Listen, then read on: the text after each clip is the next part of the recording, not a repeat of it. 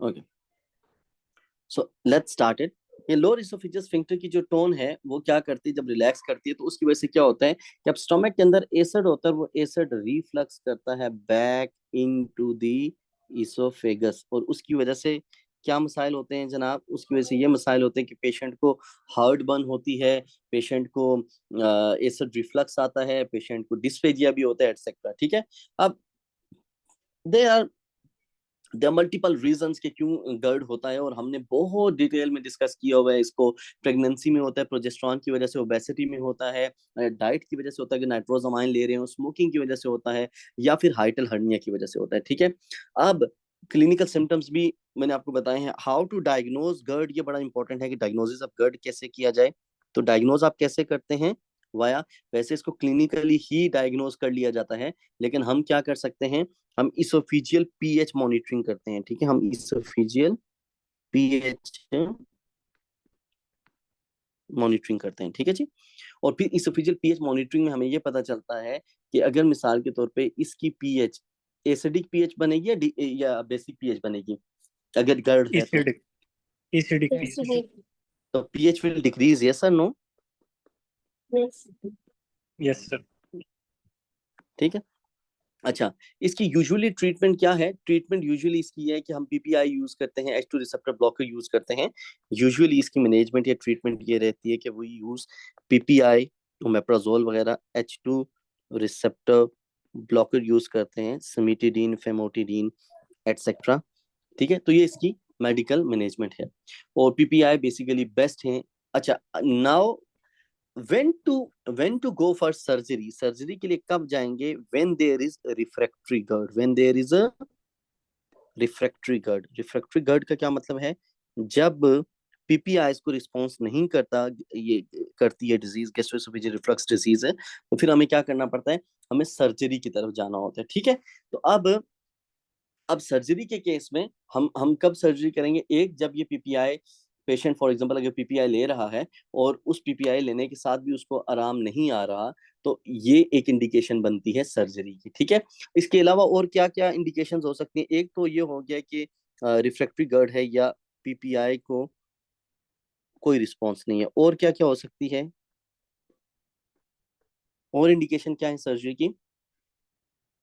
अगर पेशेंट को कॉम्प्लिकेशंस हो रही हैं, लाइक बेरेट इसोफेगस है। बेरेट इसोफेगस इज डिस्प्लेजिया और मेटाप्लेजिया और डिस्प्लेजिया? मेटा मेटाप्लेस। मेटाप्लेजिया। मेटाप्लेजिया, तो क्या इसको रिमूव नहीं कर देना चाहिए ताकि सर्जरी, ताकि रिस्क वो मेटा, अच्छा, बेरेट इसोफेगस इज मेटाप्लेजिया, तो अगर इसका इंसल्ट या इसके ऊपर जो रिस्पॉन्स, जो स्ट्रेस पड़ रहा है वो हटा दिया जाए तो ये रिवर्स हो जाएगी। तो क्या बेरेट इसोफेगस के केस में अगर हम सर्जरी कर देते हैं तो पेशेंट माइट इसका बेरेट इसोफेगस रिवर्स हो जाए, यस और नो? यस। अच्छा, तीसरा क्या है? लेट्स से अगर पेशेंट को कोई एक्स्ट्रा इसोफिजियल सिम्टम्स है, extra oesophageal symptoms like patient को एस्थमा हो रहा है, ठीक है, पेशेंट को एस्पायरेशनल निमोनिया हो रहा है, हॉर्सनेस ऑफ वॉइस हो रही है, एटसेट्रा, या फिर पेशेंट इलेक्टिवली जाना चाहता है कि मैं दवाइयां खा खा के तंग आ चुका हूं, तो इलेक्टिवली। ठीक है, तो अब इसकी ट्रीटमेंट क्या रहेगी? सर्जिकली हम कैसे इसको करेक्ट करते हैं? Can anybody let me know the about the procedure of this thing कि सर्जिकली गर्ड को कैसे करेक्ट करते हैं?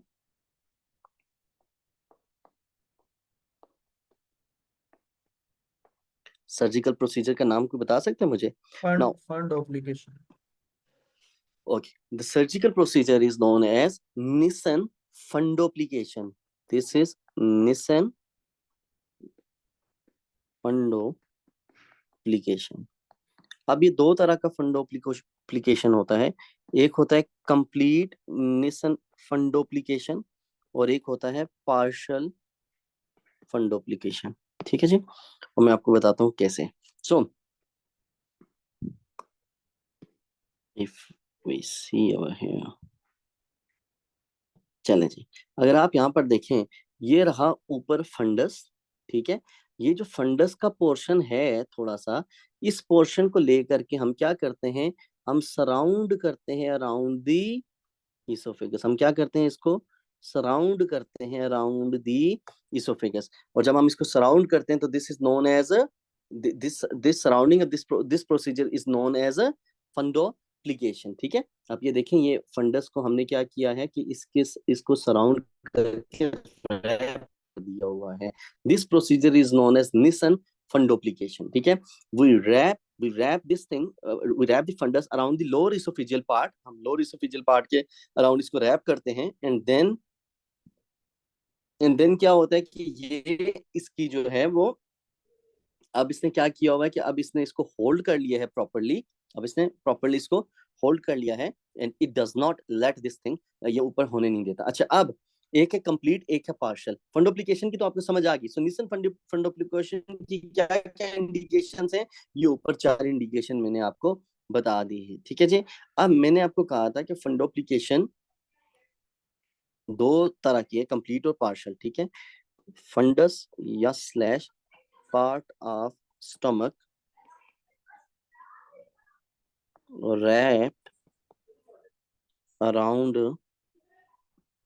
lower part of esophagus. अच्छा, एक बात बताऊं आपको, अगर कहीं पे सर्जरी के स्टेप्स भी लिखे हुए हूं ना, सर्जरी के स्टेप्स से ज्यादा भी आपको सिर्फ सर्जरी समझना इंपॉर्टेंट है. इस लेवल पे मैं आपको बता देता हूँ, किसी भी, चाहे आप किसी भी इंटरनेशनल एग्जाम के लिए भी अगर प्रिपेयर कर रहे हैं, फॉर आप एएमसी के लिए प्रिपेयर कर रहे हैं, फॉर आप यूएसएमएलई के लिए कर रहे हैं, तो इसके स्टेप्स से ज्यादा इंपॉर्टेंट ये है कि इसकी इंडिकेशन, इसकी कॉन्ट्रा इंडिकेशन, इसकी कॉम्प्लिकेशन, और ये कैसे, फॉर एग्जाम्पल इसका मेन प्रोसीजर क्या है, कि फंडोप्लिकेशन है क्या है. तो अभी चूंकि 2 मैंने आपको बातें बताई हैं कि there are basically two main subtypes. One is partial and one is a complete. One is partial and one is a complete. ठीक है, तो अब ये देखिए आप, जैसे ये आपके सामने एक डायग्राम है यहाँ पर. अब ये देखिए, ये फंडोप्लिकेशन है, ये कंप्लीट फंडोप्लिकेशन है. ये स्टोमक को हमने पूरे का पूरा रैप कर दिया है अराउंड इसोफेगस. अब जो पार्शियल हमारे पास आती है ना, पार्शियल फंडोप्लिकेशन जो आती है, उसमें क्या है, एक सब टाइप है पार्शियल की, डॉर फंडोप्लिकेशन, और एक इसकी टाइप है टोपेट फंडोप्लिकेशन. डॉर और टोपेट में फर्क क्या है? डॉर फंडोप्लिकेशन में हम स्टोमक को रैप करते हैं फ्रंट पे, और जो टोपेट है इसमें हम क्या करते हैं, स्टोमक को रैप करते हैं on back of the oesophagus. ठीक है, तो ये पार्शियल फंडोप्लिकेशन होगी, वो कंप्लीट फंडोप्लिकेशन हो गई. ठीक है, ये जो एंटीरियर या ये जो डॉर फंडोप्लिकेशन है, ये बेसिकली डॉक्टर वॉटसन इसको कहते हैं, और ये जो पोस्टीरियरली है इसको टोपेट फंडोप्लिकेशन कहते हैं. ये डॉर को आप डॉक्टर वॉटसन फंडोप्लिकेशन भी कह सकते हैं. ठीक है जी, इसकी समझ आई है आपको या नहीं? Very simple. कंप्लीट फंडोप्लिकेशन जब कंप्लीटली रैप कर ले स्टोमक एसोफेगस को, तो that is known as a complete fundoplication. ठीक है जी. पार्शियल फंडोप्लिकेशन के आगे फिर 2 सब टाइप्स आ जाती है. एक आती है हमारे पास जनाब डॉर, और एक आती है टोपेट. डॉर में क्या है कि स्टोमक फ्रंट पे रैप होता है, और टोपेट में स्टोमक बिहाइंड पे रैप होता है. This is partial wrap. ठीक है जी. Now what could be the complication? For example, इस प्रोसीजर की क्या कॉम्प्लिकेशन हो सकती हैं? इस प्रोसीजर की वजह से एक तो ब्लीडिंग हो सकती है. ठीक है, या फॉर एग्जांपल ये जो लाइगेशन है ये स्लिप हो सकती है, जो सूचर हमने लगाए हुए हैं ये स्लिप हो सकती हैं, and all those things. Now बाकी जो कॉम्प्लिकेशन है हमारे पास गर्ड की, वो हम सबको पता है कि स्ट्रक्चर डेवलप कर सकती है. अगर हम ट्रीटमेंट नहीं करेंगे तो क्या इसकी कॉम्प्लिकेशंस होंगी? कॉम्प्लिकेशंस क्या हो सकती हैं? कॉम्प्लिकेशंस ऑफ गर्ड, सबसे पहले मोस्ट कॉमन फर्स्ट, सबसे पहले बैरेट इसोफेगस बन सकती है. यहाँ पर जो मेटाप्लेजिया हो जाता है, बैरेट इसोफेगस में कौन सा एपिथेलियम किस में चेंज होता है? सर नॉन केराटिनाइज्ड स्ट्रेटिफाइड जो है वो कॉलमनार में चेंज हो जाता है. Columnar epithelium. ठीक है, ओके. इसके अलावा और क्या हो सकती है? अब यहाँ पर स्ट्रक्चर्स डेवलप हो सकते हैं, या फिर इसोफिजियल रिंग्स बन सकते हैं, जिनको शक्स की रिंग्स कहते हैं. ठीक है, इसके अलावा इसोफिजियल कार्सिनोमा बन सकता है. और इसोफिजियल कार्सिनोमा कौन सा, स्क्वेमस सेल या एडिनो? एडिनो. ठीक है, मोस्ट कॉमनली एडिनो होता है. Okay, this was our first disease. Now a very very important disease, hiatal hernia. Very very important disease, hiatal hernia. अब हाइटल हर्निया क्या है? जब कभी भी स्टोमक का पार्ट, इसको हम इस तरीके से डिस्कस करेंगे कि जब कभी भी जैसे इसको देखें यहाँ पर आप, तो अब अगर हम इसको देखें तो ओवर हेयर, ये देख रहे हैं आप कि ये यहाँ से नीचे क्या चीज नीचे आई हुई है, इसोफेगस नीचे आई हुई है, और इसने आकर के यहाँ पर किसके साथ बाइंड किया होता है इसने, ये आगे स्टमक के साथ बाइंड करती है, और स्टमक के इस पार्ट को क्या कहते हैं, कार्डिया फंडस या बॉडी, क्या कहते हैं इसको, कार्डिया। जहां इसोफेगस स्टोमक के साथ मिलती है उस पार्ट को क्या कहते हैं, कार्डिया फंडस या body, fundus. Cardia. Cardia, cardia. Cardia, इसको कार्डिया कहते हैं, ठीक है जी। Okay, now moreover, moreover, अब क्या हो रहा है यहाँ पर कि हाइटल हर्निया में क्या होता है कि या तो यहीं से, ये जो जिस ओपनिंग से T10 से ये डायफ्राम से नीचे आई है एसोफेगस, अगर यहाँ से, अगर यहाँ से स्टोमक का कुछ पार्ट, ये जो कार्डियक पार्ट है, ये ऊपर की तरफ चला जाए, या इसके साथ में जो डिफरेंट पार्ट हैं, या इसके साथ में लेट्स से जो फंडस है, ये फंडस जो है ये साथ से ऊपर की तरफ चला जाए, so basically what do you mean bye हाइटल hernia. Hiatus, हाइटल का मतलब होता है डिफेक्ट, हाइटल का मतलब होता है डिफेक्ट, और हर्निया का क्या मतलब होता है, हर्निया का मतलब होता है displacement of something from one cavity into another, ठीक है। अच्छा जी, अब इसके ऊपर ये है, अब इसके ऊपर ये है कि हाइटल हर्निया में क्या हो रहा है कि there is the displacement of abdominal content into thoracic cavity and particularly, या इसमें हाइटल हर्निया में इस तरीके से हम सीधा सीधा कह सकते हैं, hiatal hernia is basically protrusion of, protrusion of abdominal content into thorax, into thorax, ठीक है जी।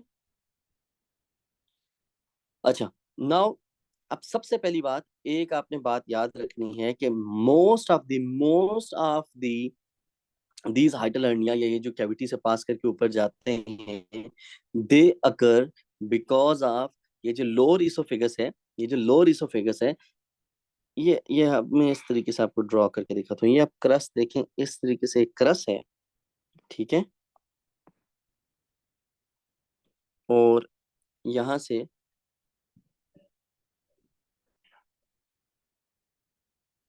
यहाँ से इसोफेगस नीचे आ रही होती है, ठीक है, it is the level of T10।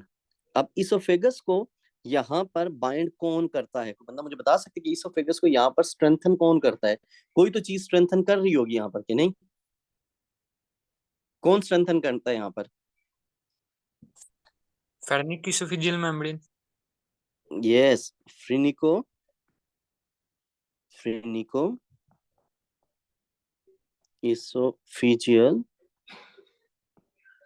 Membrane, phrenicoesophageal membrane, ठीक है।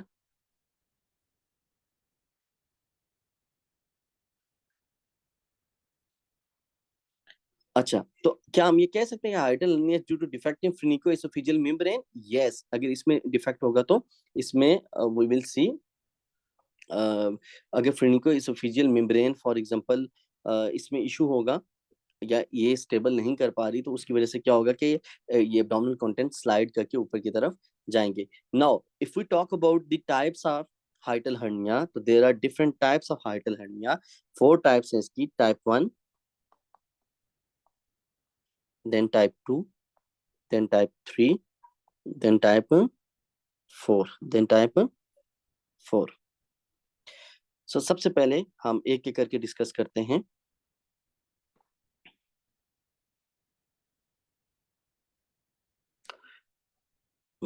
यहाँ पर तो फोटो नहीं है मेरे पास, चले, अच्छा जी, एक सेकेंड,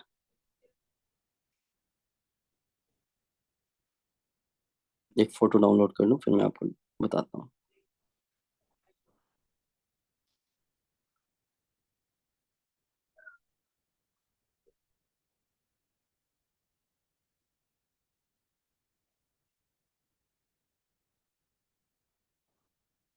अच्छा जी, चलें, तो सबसे पहले आपको पता होना चाहिए टाइप 1 के अंदर क्या है। Type 1 is also known as sliding hernia. Type 1 is also known as sliding sliding hernia. Hernia. Sliding इसमें क्या हर्निया। होता है, इसमें क्या होता है कि जो स्टोमक है वो स्लाइड करके ऊपर की तरफ प्रोट्रूड आउट कर रहा होता है। ठीक है जी। तो जैसे मैं आपको अभी ये दिखा देता हूँ।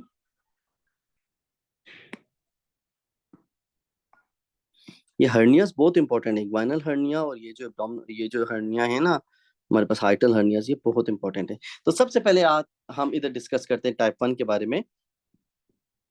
ये आप थोड़ा सा यहाँ पर देखें, ये फ्रीनिको इसोफिजियल लिगामेंट है जो कि बाइंड कर रहा है यहाँ पर और फिक्स कर रहा है। और ये लोअर इसोफिजियल स्फिंक्टर है, ये कार्डिक पोर्शन है। और ये जो कार्डिक पोर्शन जब स्लाइड करके ऊपर की तरफ चला जाता है, जैसा कि ये देख रहे हैं आप लोग, ये ऐसे बबल बना हुआ है यहाँ पर। और ये अब गैस्ट्रो इसोफिजियल जो जंक्शन था नीचे, वो ऊपर की तरफ आ गया है। This is known as type 1। This is known as type 1 hiatal hernia. This is known as type 1 hiatal hernia, या इसको दूसरा नाम इसका क्या है, sliding hiatal hernia. This is known as sliding hiatal hernia. अब टाइप 2 की तरफ आते हैं। अब टाइप 2 में देख रहे हैं, टाइप 2 में गेस्ट्रो इसोफिजियल जो जंक्शन है वो उसी जगह पर है, गेस्ट्रो इसोफिजियल जंक्शन उसी जगह पर है, लेकिन साथ में फंडस का थोड़ा सा पोर्शन प्रोट्रूड आउट हुआ है। कार्डिक के साथ में थोड़ा सा पोर्शन ये प्रोट्रूड आउट हुआ है। This is type 2। और दिस इज नोन एज, दूसरा नाम इसका क्या है, पैराइसोफिजियल हर्निया। Para oesophageal hernia. ठीक है। अब टाइप 3 के अंदर क्या होता है, टाइप 3 के अंदर मिक्स्ड डिसऑर्डर है। गेस्ट्रो इसोफिजियल जंक्शन भी डिस्प्लेस हुआ है, गेस्ट्रो इसोफिजियल जंक्शन भी डिस्प्लेस हुआ है, और साथ में कार्डिया भी डिस्प्लेस हुआ है। ठीक है, ऊपर साथ में एब्डोमेन का थोड़ा सा पार्ट भी जो है, वो स्टमक का जो थोड़ा सा पार्ट है वो भी ऊपर की तरफ आया हुआ है। ठीक है जी। नाउ अगर हम टाइप 4 की बात करें तो इसमें क्या है, it is a severe form जिसमें गैस्ट्रोएसोफेजियल जंक्शन भी प्रोट्रूड आउट हुआ है, ऊपर स्टमक का पोर्शन पैरा इसोफिजियली भी ऊपर आया हुआ है, साथ ही साथ कुछ एब्डोमिनल कंटेंट भी आए हुए हैं, कुछ एब्डोमिनल कंटेंट भी आए हुए हैं। तो 4 टाइप के हमारे पास बेसिकली हाइटल हर्निया हैं। सबसे पहले स्लाइडिंग हर्निया, फिर पैराइसोफिजियल हर्निया, फिर मिक्स हर्निया, और चौथी टाइप है जिसमें हर्निया के साथ में एब्डोमिनल कंटेंट्स भी प्रोट्रूड आउट हो रहे हैं। अब जो टाइप 1 है हमारे पास, टाइप 1 बेसिकली जो ये स्लाइडिंग हर्निया है, ये यूजुअली क्या होती है, इट स्टेज एसिम्प्टोमेटिक यूजुअली, या मैक्सिमम टाइप 1 की जो क्लिनिकल पिक्चर होती है, टाइप 1 की जो क्लिनिकल पिक्चर होती है, पेशेंट हैज रिगर्जिटेशन, एक, और दूसरा इसमें क्या होता है, हार्ट बर्न। तो ये सिंपलेस्ट ये दो इसके सिम्टम्स रहते हैं। टाइप 2, 3 और 4 जो हैं, इन तीनों में फिर क्या सिम्टम्स आते हैं, ये तो सिम्टम्स तो रहते ही हैं 2, 3 और 4 के अंदर, ये रिगर्जिटेशन हार्ट बर्न तो रहता ही रहता है, लेकिन इसके साथ में आपको डिस्फेजिया देखने को मिलता है, फिर आपको साथ में डिस्पेप्सिया देखने को मिलता है, आपको फुलनेस देखने को मिलती है क्योंकि स्टोमक शार्ट हुआ है, पोस्ट पार्टनर फुलनेस देखने को मिलती है, आपको डिस्पेप्सिया देखने को मिलता है। Dyspepsia is, what is dyspepsia? Painful. Dysphagia is inability to swallow, dyspepsia is बदहजमी। डिस्पेप्सिया इज बदहजमी, जैसे वो लोग कहते हैं कि खाना हजम नहीं हो रहा, ठीक है, इट स्टेज फॉर लॉन्गर, या पोस्ट पार्टनर फुलनेस भी कहते हैं इसको। अच्छा, how will you investigate it, कैसे इन्वेस्टिगेट करोगे इसको आप, डायग्नोज कैसे करोगे anybody? Sir non invasive test पहले आएगा, एक्सरे, सबसे पहले chest x ray. Non invasive test करेंगे, सबसे पहले हम एक्सरे करेंगे, वेरी गुड। फिर उसके अलावा क्या कर सकते हैं हम, बेरियम स्वॉलो कर सकते हैं। Barium swallow is one of the best method to diagnose it, तो बेरियम स्वॉलो हो गया। इसके अलावा और क्या कर सकते हैं हम, या फिर हम एंडोस्कोपी। एंडोस्कोपी कर सकते हैं। ट्रीटमेंट क्या रहेगी इसकी, अगर मिसाल के तौर पे पेशेंट एसिम्टोमेटिक है, जैसे मैंने आपको कहा कि टाइप 1 यूजुअली एसिम्टोमेटिक होते हैं पेशेंट, अगर if patient is asymptomatic then there is a no treatment, किसी ट्रीटमेंट की जरूरत नहीं है आपने। अच्छा, नो ट्रीटमेंट के लिए यहाँ पर कहते हैं रीअश्योरेंस कहते हैं, ठीक है। सो आपने रीअश्योर करना है पेशेंट को, सो रीअश्योरेंस हो गया, ओके। अगर फॉर एग्जांपल पेशेंट को सिम्टम्स हैं लाइक गर्ड वगैरह हैं, ठीक है, और टाइप 1 है, तो उसमें हमने क्या करना है, पीपीआई वगैरह या उसी तरीके से जो मेडिकल मैनेजमेंट है वो हमने करनी है, ठीक है। ये दोनों मैंने ट्रीटमेंट्स जो आपको बताई हैं, ये मैंने आपको टाइप 1 के लिए बताई हैं। सो हाइटल हर्निया में क्या क्या एमसीक्यूज बन सकते हैं? हाइटल हर्निया में ये एमसीक्यू बन सकता है कि डिफेक्ट कहाँ होता है, तो फ्रीनो इसोफिजियल मेम्ब्रेन। दूसरा ये बन सकता है कि इसकी कितनी टाइप्स है, तो 4 टाइप्स है, हर टाइप में क्या क्या होता है वो हम बता सकते हैं, ठीक है जी। तीसरा वो ये पूछ सकता है कि टेस्ट क्या करेंगे डायग्नोज करने के लिए, ठीक है।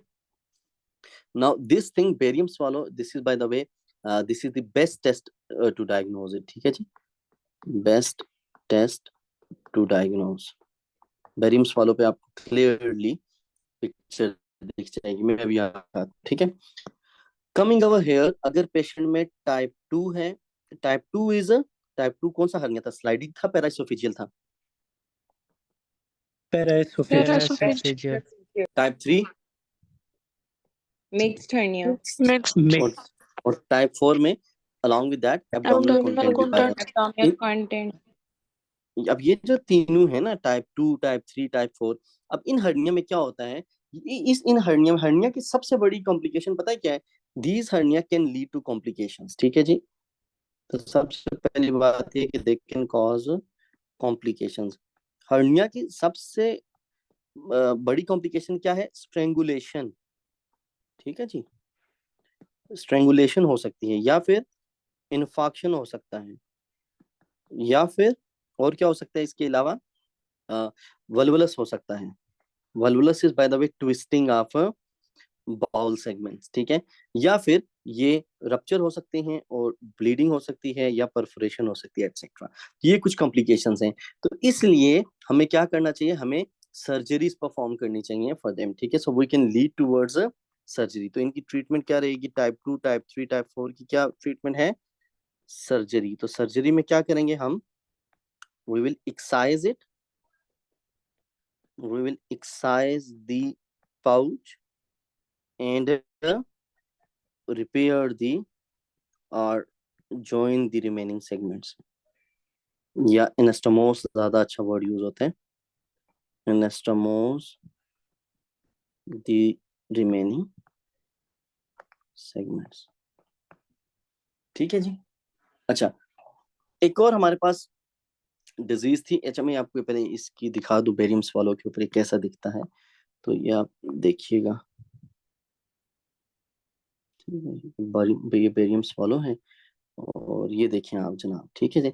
तो ये आपके सामने है, this is how hernia looks like. ये देख रहे हैं आप, बाउल किस तरीके से ऊपर की तरफ आए हुए हैं, ठीक है, ये सारे का सारा इस तरीके से, ठीक है। So this is how hernia looks like. ये बेरियम स्वालो पिक्चर है। हम सबको ज़ेंकर्स डायवर्टिकुलम का पता है, यस और नो? ज़ेंकर्स डायवर्टिकुलम का दूसरा नाम क्या है?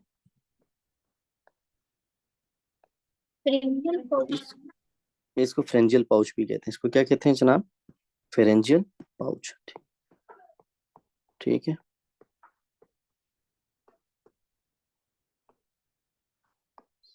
अच्छा, ज़ेंकर्स डायवर्टिकुलम कहाँ पर होता है, या कहाँ पर सबसे ज्यादा ये प्रोट्रूड आउट करता है? It is a mucosal defect at the level of the space between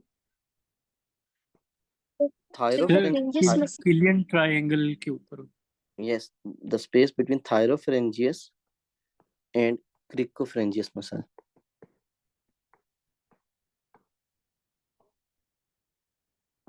common presentation कैसे रहती है इस पेशेंट की?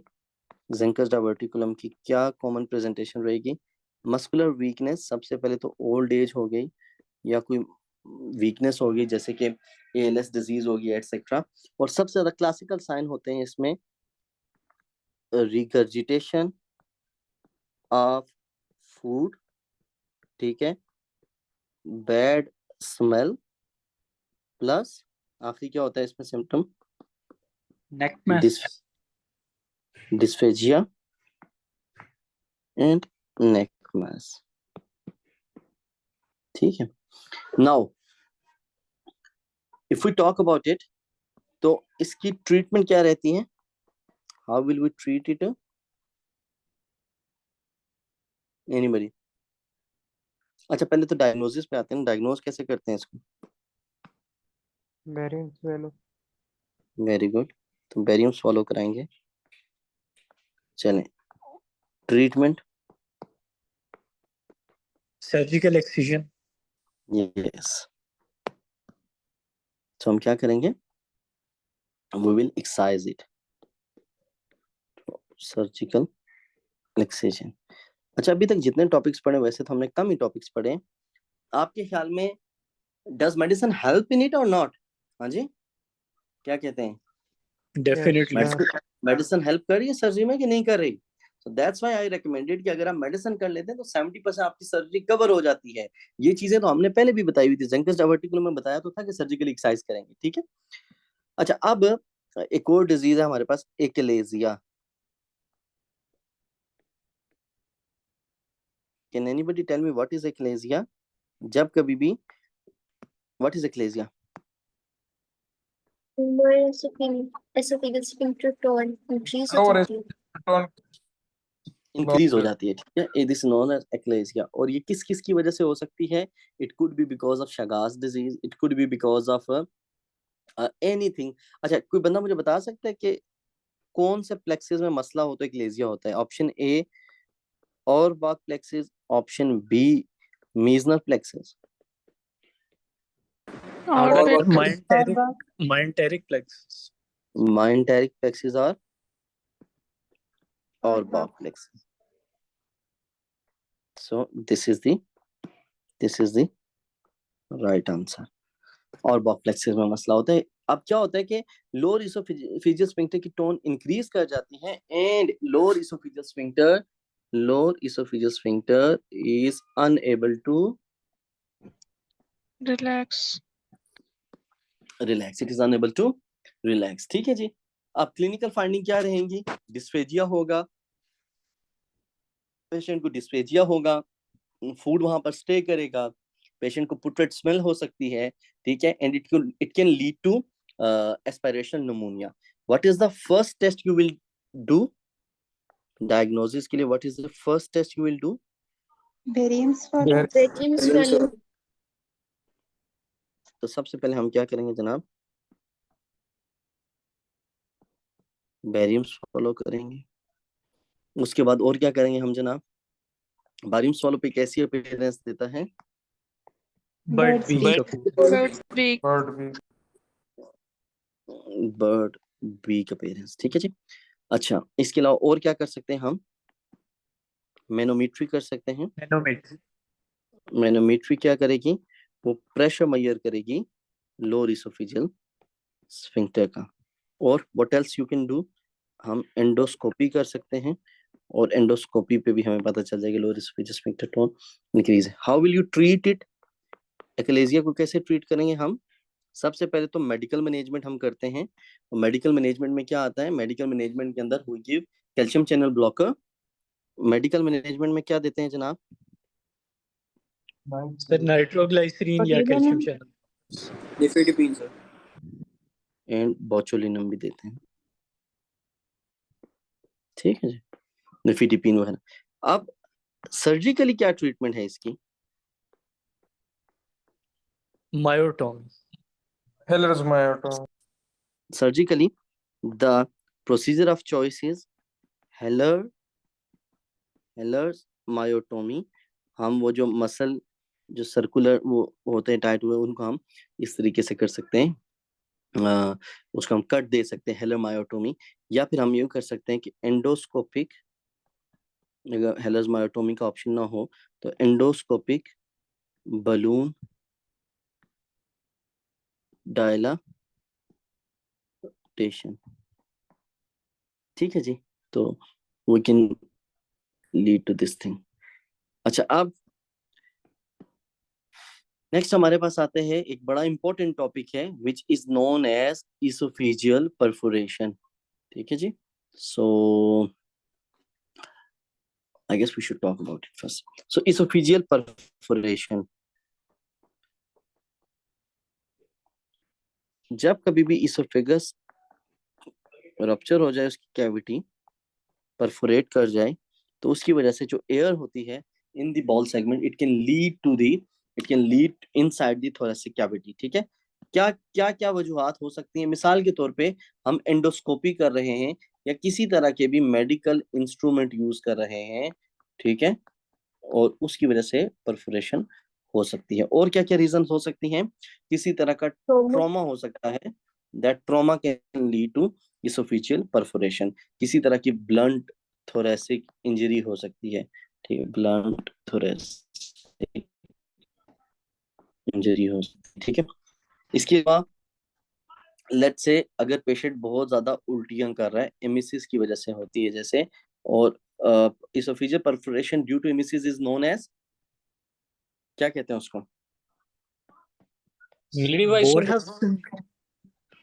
Borhave syndrome.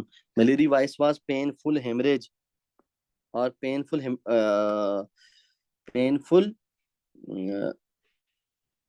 Painful haematemesis. इसको क्या? Yes, painful हेमेटोमेसिस।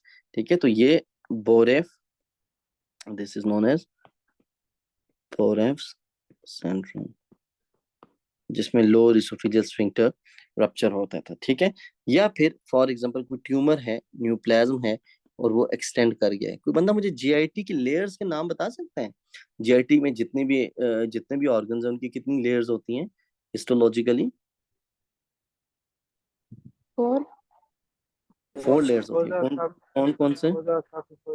Mucosa, mucosa, मस्कुलरस and serosa और एडवेंटिशिया या एडवेंटिशिया या सिरोजा। ठीक है, अगर पेरिटोनियम हो तो एडवेंटिशिया या सिरोजा है? अगर पेरिटोनियम में सर सिरोजा हो। पेरिटोनियम में सिरोजा होगा। क्लिनिकल पिक्चर क्या रहेगी पेशेंट की? Anybody? What will be the clinical picture of this patient? Patient will have severe odynophagia, बल्कि odynophagia से पहले ही उसको चेस्ट पेन होगा। Patient will have severe chest pain. और इसके अलावा और क्या हो सकता है? Patient will have dyspnea, patient will have cough, ठीक है, and it can also lead to sepsis, peritonitis,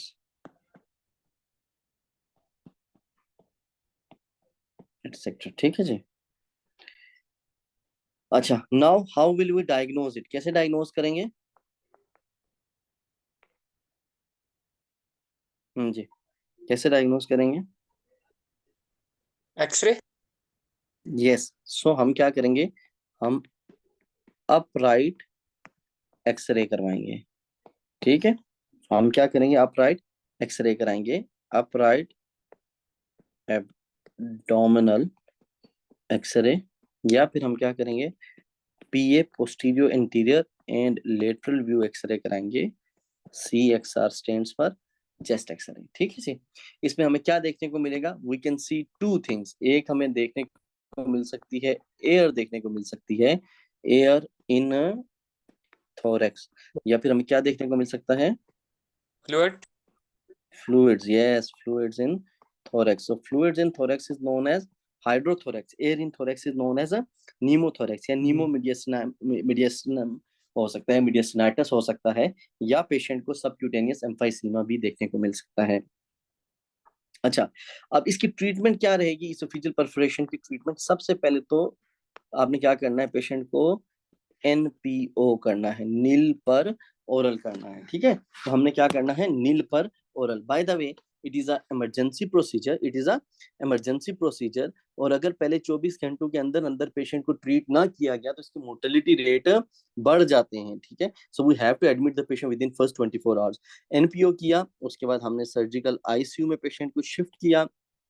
then हमने क्या किया कि अब सेप्सिस का चूंकि खतरा है तो हम एंटीबायोटिक्स पे पेशेंट को डाल देते हैं, ठीक है। आईसीयू में एडमिट किया, एंटीबायोटिक्स में पेशेंट को डाल दिया, फ्लूइड्स आईवी शुरू कर दिए हमने, कैन्यूला वगैरह पास कर दिया, and we can give analgesic ताकि पेशेंट को पेन ना हो, ठीक है। Now let's say what next, अब हमने आगे क्या करना है, we have to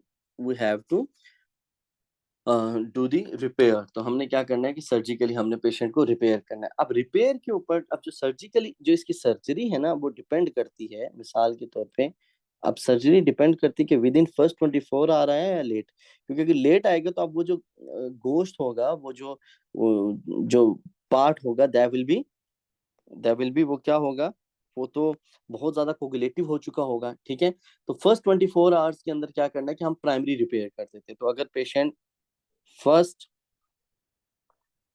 1 to 6 our के अंदर आता है तो हमने उस डिफेक्ट को रिपेयर कर देना है। और अगर मिसाल के तौर पे पेशेंट 24 घंटों के बाद आता है तो फिर हम क्या करेंगे जनाब, एनीबडी? अब वो टिश्यू इतना फ्रेजाइल हो जाता है, इतना ज्यादा वो फ्रेजाइल हो चुका होता है कि अब हम उसके ऊपर ना तो सूचर लगा सकते हैं ना उसको जोड़ सकते हैं। तो ऐसे केस में हमें क्या करना पड़ता है, we will do oesophagectomy, we will do oesophagectomy. तो हम इसमें इसोफेगस का वो सेगमेंट रप्चर हुआ होगा या परफोरेट हुआ होगा, हम इसोफिजेक्टमी करेंगे एंड देन हम एनास्टोमोसिस कर देंगे, ठीक है। तो अगर पहले 6 घंटों के अंदर आता है तो प्राइमरी डिफेक्ट को रिपेयर कर देंगे, अगर उससे लेट आता है तो हम क्या करेंगे, we will take the patient और उसमें इसोफिजेक्टमी करके हम क्या करेंगे, एनास्टोमोसिस कर देंगे प्रोक्सिमल डिस्टल सेगमेंट को आपस में, ठीक है जी। अब कुछ और इसोफिजियल इंजरीज हैं, इसोफिजियल इंजरीज, ट्रॉमा भी कह सकते हैं बट इसोफिजियल इंजरी ज्यादा अच्छा है। सबसे पहले आती है हमारे पास मिलरी वी सिंड्रोम। क्या है Mallory Weiss syndrome? It is basically a longitudinal, longitudinal lacerations. yes, it is basically longitudinal mucosal laceration या टीयर। उसकी वजह से होता क्या है, पेनफुल हेमाटोमेसिस। क्या देखने को मिलता है आपको, पेनफुल हेमाटोमेसिस देखने को मिलती है। दूसरा हमारे पास आता है बोरेव सिंड्रोम, जो अभी हमने डिस्कस भी किया, बोरेव syndrome. It is basically transmural. It is basically a transmural tear, and that will lead to fluids and air into the thoracic cavity. तो बोर है भी हो गया। तीसरा आता है हमारे पास कोरोसिव इंजरी, और ये जो कोरोसिव इंजरी है it could be because of acid and alkalis, ठीक है, या एक्सीडेंटल एसिड इनटेक हो गया, या फॉर एग्जांपल अगर किसी बंदे ने जो है सुसाइड अटेम्प्ट करने की वजह से एसिड इनटेक लिया है तो एसिड इनटेक की वजह से ये हो सकता है, या अल्कली की इनटेक की वजह से हो सकता है, ठीक है, या अल्कलीज की इनटेक की वजह से। अच्छा, अल्कलीज एसिड से ज्यादा बेसिकली परफोरेशन कॉज करती हैं, ठीक है ना।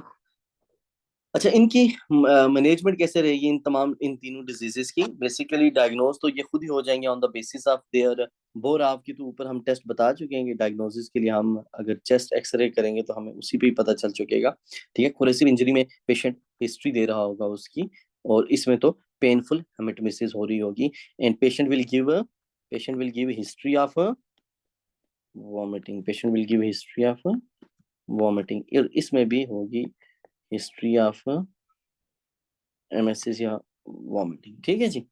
Now how will you manage it, इनको कैसे मैनेज करना है हमने सर्जिकली। सबसे पहले तो इनको भी नील पर ओरल करना है हमने, कोई भी चीज तीनों केसेस में एनपीओ करना है पेशेंट को और आईसीयू के अंदर एडमिट करना है। ठीक है, आईवी कैन्युलास लगाने हैं और आईवी कैन्युलास के बाद पेशेंट्स को फ्लूइड्स देने हैं, पेशेंट को साथ में एनएल जेजिक्स देने हैं। ठीक है, अच्छा अब इसके बाद हमने क्या करना है, इसके बाद हमने पेशेंट का अलोंग विद दैट पेशेंट का जो ये तो खैर सबसे पहले करना चाहिए हमें, जो इसकी पेशेंट के जो ABC प्रोटोकॉल्स हैं। सबसे पहले तो एयरवे, ब्रीदिंग, सर्कुलेशन, इसको सबसे पहले मेंटेन करना है, जिसको रिससिटेशन भी कहते हैं। ठीक है, अच्छा अब मिसाल के तौर पे अगर हम बात करें इन सब की डिग्रीज की, तो there are basically first degree injury, then second degree injury and then third degree injury. तो फर्स्ट डिग्री इंजरी में क्या होता है कि सिर्फ बेसिकली म्यूकोजा जो है, there will be mucosal hyperaemia, ज्यादा ब्लड आया होता है वहां पर, and there is oedema, inflammation की वजह से। सेकेंड डिग्री के अंदर क्या होता है कि अब इसमें अल्सर्स बनना शुरू हो जाते हैं और थोड़ी बहुत हेमरेज भी शुरू होती है। एंड थर्ड डिग्री में क्या होता है, थर्ड डिग्री के अंदर बेसिकली प्रॉपर परफोरेशन हुई होती है, प्रॉपर परफोरेशन हुई होती है, म्यूकोजा जो है वो पूरे का पूरा गल सड़ चुका होता है और उसकी स्लफिंग हो रही होती है। So this is how it is. तो सबसे पहले इसकी आपने ट्रीटमेंट कैसे करनी है। यूजुअली जो फर्स्ट और सेकंड होते हैं, फर्स्ट और सेकंड डिग्री होते हैं, उसके अंदर हम कंजर्वेटिव मैनेजमेंट करते हैं। ठीक है, लेकिन जो थर्ड डिग्री होती है उसके अंदर हम फिर क्या करते हैं कि we will do the surgical procedures. ठीक है जी। इसके अलावा भी एक छोटा सा फ्लो चार्ट, एक छोटा सा एल्गोरिदम इसको कह लें, वो अभी हम डिस्कस कर लेते हैं यहाँ पर। दैट इज, सबसे पहले पेशेंट अगर ऐसी इंजरी के साथ आता है तो सबसे पहले पेशेंट को हमने क्या किया, रिससिटेशन की। पेशेंट की एक दफा रिससिटेशन कर ली, तो रिससिटेशन के बाद क्या करते हैं हम, अब इसके बाद हम करेंगे पेशेंट की एंडोस्कोपिक, अगर पेशेंट ठीक हो गया है तो एंडोस्कोपिक एवेलुएशन। ठीक है, और अगर रिससिटेट ही नहीं हो पा रहा और पेशेंट डिस्टेबलाइज होता जा रहा है, ठीक है, डिस्टेबलाइजेशन का कैसे पता चलेगा, पेशेंट के वाइटल्स गिर रहे हैं, पेशेंट का डिस्निया बढ़ रहा है, तो ऐसे केस में हम क्या करते हैं, डायरेक्टली सर्जरी कर देते हैं। ठीक है, अगर पेशेंट रिससिटेट हो जाता है तो फिर हम एंडोस्कोपिक एवेलुएशन करते हैं। अब एंडोस्कोपिक एवेलुएशन में हमें 3 तरह के सिम्टम्स मिल सकते हैं। एक है फर्स्ट डिग्री,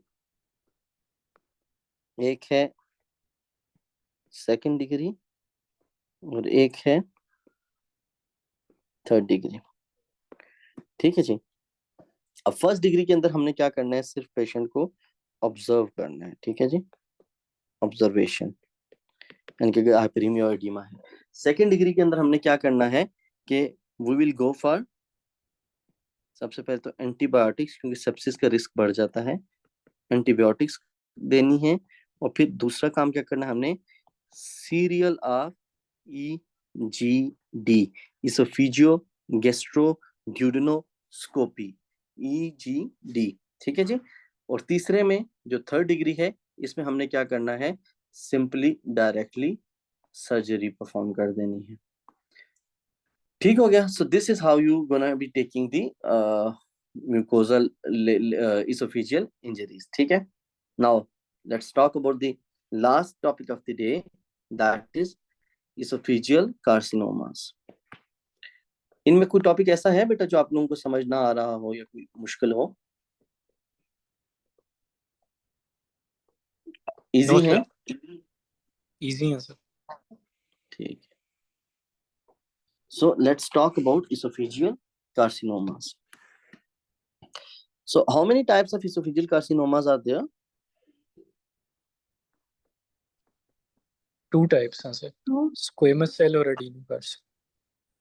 सो इसोफेजियल कार्सिनोमास हमारे पास दो तरह के होते हैं। एक है हमारे पास स्क्वेमस सेल कार्सिनोमा और दूसरा है हमारे पास एडिनो कार्सिनोमा।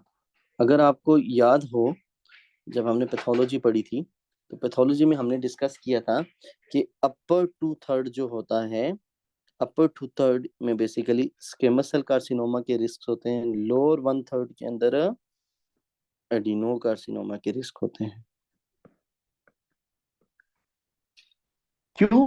क्योंकि लोअर वन थर्ड में जो है there is basically adenocarcinoma का मेजर रिस्क फैक्टर तो बेरेट इसोफेगस है। ठीक है। नाउ दो तरह के कैंसर हैं इसोफेगस में। अच्छा, इसोफेगस पे जो कैंसर है ये it can be because of like, अगर इसकी बात करें स्क्वेमस सेल कार्सिनोमा की, तो स्मोकिंग, हॉट लिक्विड्स जैसे चाइना में लेते हैं ज्यादातर लोग हॉट लिक्विड्स, स्मोकिंग, ठीक है जी। या मिसाल के तौर पे achalasia, long standing achalasia can lead to squamous cell carcinoma. इसके अलावा ह्यूमन पेपिलोमा वायरस, ठीक है, या फिर इसके अलावा और क्या हो सकता है, अल्कोहल स्मोक इनटेक, फूड की वजह से। अल्कोहल इनटेक, ठीक है, एंड नाइट्रोजामाइन फूड। अगर स्मोक्ड फूड की वजह से बाय द वे गर्ड होता है and that will lead to adenocarcinoma as well. तो इसमें अगर बात करें एडिनोकार्सिनोमा में, तो obesity, Barrett oesophagus, obesity, GERD, ठीक है, और इसके अलावा हाई फैट इनटेक एंड के वो सारे रिस्क फैक्टर्स जो गर्ड के लिए हैं। बेसिकली फैटी फूड और चॉकलेट क्या करते हैं, वो लोअर इसोफेजियल स्फिंक्टर की टोन जो है वो डिक्रीज कर देती है, ठीक है ना। अच्छा, हियर वी गो। अच्छा, नेक्स्ट अब पेशेंट कैसे प्रेजेंट करेगा? Patient usually present with, patient की जो क्लिनिकल प्रेजेंटेशन होती है किसी भी इन दोनों कार्सिनोमास की, तो वो होती है dysphagia, dysphagia along with the weight loss. Weight loss, और पेशेंट की एज ज्यादा होती है, ठीक है।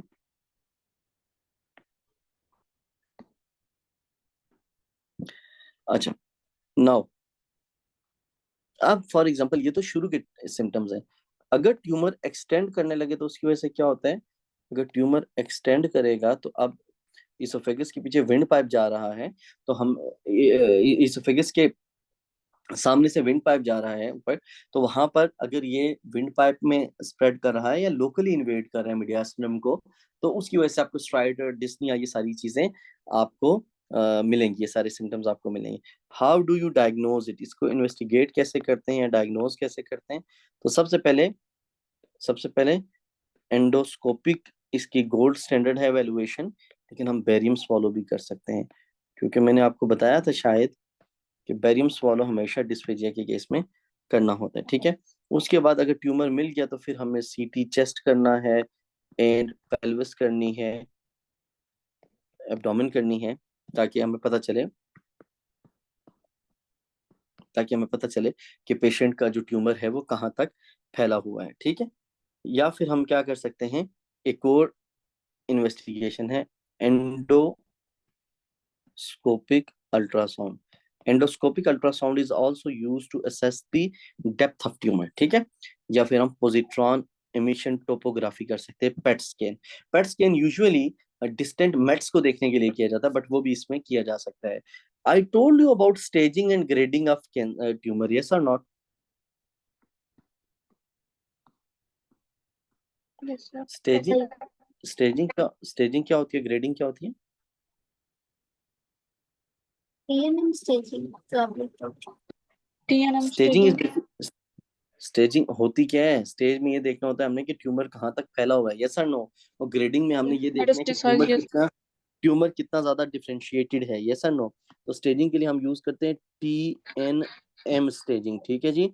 TNM का मतलब ये है कि फॉर एग्जांपल T0 का मतलब है ट्यूमर है ही नहीं, T1 का मतलब है कि ट्यूमर प्राइमरी जगह पर मौजूद है, ठीक है। उसी तरीके से अब T1 के अंदर फिर आ जाते हैं आगे, फॉर एग्जांपल 1A 1B, ठीक है। और 1A और 1B का क्या मतलब है? 1A stands for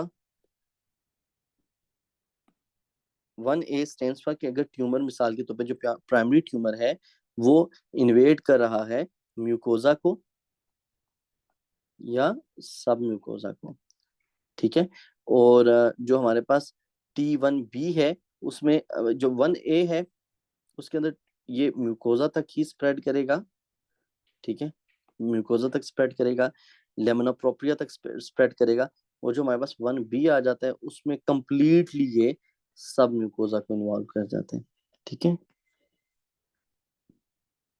नहीं, आप 1B याद रखें, इतना भी आपको काफी है, लेमना प्रोप्रिया। फिर आता है हमारे पास T2। T2 के अंदर क्या है जनाब कि ट्यूमर जो है अब आगे फैल चुका है मस्कुलैरस प्रोप्रिया तक, ठीक है, मस्कुलैरस प्रोप्रिया तक। फिर आता है हमारे पास T3, इसमें एडवेंटिशिया तक फैला है ट्यूमर या सिरोजा तक, क्योंकि इसोफेगस के तो एडवेंटिशिया तक फैला है। और T4 के अंदर ये है कि ट्यूमर एडजेसेंट ऑर्गन्स में भी फैल रहा, ठीक है। दिस इज हाउ टी के बाद फिर आता है एन नॉट का मतलब है कि नो लिम्फ नोड्स। N1 का मतलब है कि जी रीजनल, यानी कि जो उस रीजन के लिम्फ नोड्स हैं वो इन्वॉल्व हैं। M नॉट का मतलब है नो डिस्टेंट मेटास्टेसिस। और M1 का मतलब क्या है, there are Metastasis. There are mets, ठीक है Distant जी, metastasis. Yes they are distant metastasis. Now what would be the treatment. अब ट्रीटमेंट डिपेंड करती है स्टेजिंग के ऊपर। अगर मिसाल के तौर पर ट्यूमर लोकली पाया जाता है तो हम ट्यूमर की सर्जिकल एक्सिजन कर सकते हैं, और अगर ट्यूमर डिस्टेंटली फैला हुआ है तो हम सर्जरी नहीं कर सकते, ठीक है। तो अब इसकी सर्जिकल ट्रीटमेंट की अगर हम बात करें, क्योंकि हमारा काम सर्जरी से है, तो सर्जिकल ट्रीटमेंट डिपेंड करती है। अगर ट्यूमर लोकल है, अगर लोकली ट्यूमर मौजूद है या फिर डिस्टेंटली फैला हुआ है,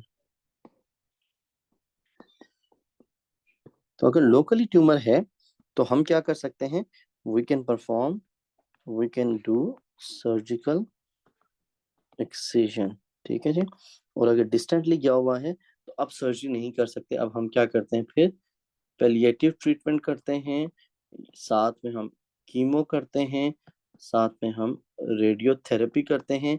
पैलिएटिव ट्रीटमेंट के अंदर चूंकि इसने इसोफेजियस को ऑब्स्ट्रक्ट किया होता है, तो हम अब उस इसोफेजियल ऑब्स्ट्रक्शन को कैसे दूर कर सकते हैं। मिसाल के तौर पे पैलिएटिव केयर का मेरा मतलब क्या है यहाँ पर, कि for example if there is obstruction, if there is obstruction, तो हम उस ऑब्स्ट्रक्शन को कैसे दूर करते हैं, we can provide this patient with stenting. हम स्टेंट पास कर सकते हैं, ठीक है, ताकि फूड वगैरह जा सके और डिस्फेजिया ना हो पेशेंट को, या फिर हम लेजर के जरिए भी ट्रीटमेंट कर सकते हैं regarding that obstruction. Surgical excision सिर्फ लोकली है।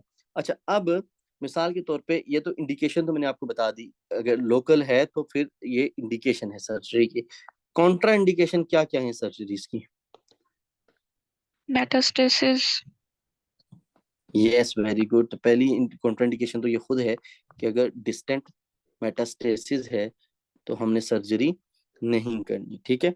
इसके अलावा अगर मिसाल के तौर पे it is involving big vessels, क्योंकि एओर्टा भी पास से जा रहा होता है, तो अगर एओर्टा को इसने इन्वॉल्व किया हुआ है तो भी हम सर्जरी नहीं कर सकते, क्योंकि एओर्टा को एक्सरसाइज करेंगे तो पेशेंट इतना सवेयर हाइपोवोलीमिया में चला जाएगा कि हम उसको रिससिटेट ही नहीं कर सकते, ठीक है। अच्छा, इसके अलावा जब मिसाल के तौर पे आर नॉट रिसेक्शन पॉसिबल ना हो, नॉट पॉसिबल, ठीक है। मैं आप बताता हूँ आपका नॉट रिसेक्शन क्या है। So this is how it is. अब सबसे पहले हम बात करते हैं कि what do you mean by R nought resection, very important topic. Then R one resection, then R two resection, ठीक है। तो R nought, R one and R two resection, ठीक है। तो या खुदाया, ऐसे ही रहने दो यार। सो आर नॉट रिसेक्शन क्या है कि इसमें तीन बातें आपने याद रखनी है। कि there is complete resection of tumor, ठीक है, there is no मैक्रोस्कोपिक यानी कि ग्रॉस नजर आने वाला, मैक्रोस्कोपिक और माइक्रोस्कोपिक रेजिडुअल लेफ्ट। ठीक होंगे जी। सो आर नॉट क्या है कि कंप्लीट रिसेक्शन है, ठीक है, और अगर हम मार्जिन को देखेंगे ट्यूमर के तो वो नेगेटिव है। R1 रिसेक्शन क्या है कि R1 रिसेक्शन के अंदर नो ग्रॉस यानी कि सामने visibly no gross tumour left, ठीक है, बट माइक्रोस्कोपिक रेजिडुअल है।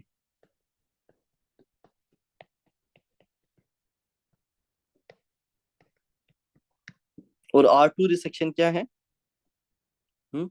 R2 resection is basically Unable to. It is known as partial resection, इसको कहते हैं पार्शियल रिसेक्शन। इन पार्शियल रिसेक्शन का मतलब ये है कि ग्रॉसली विजिबल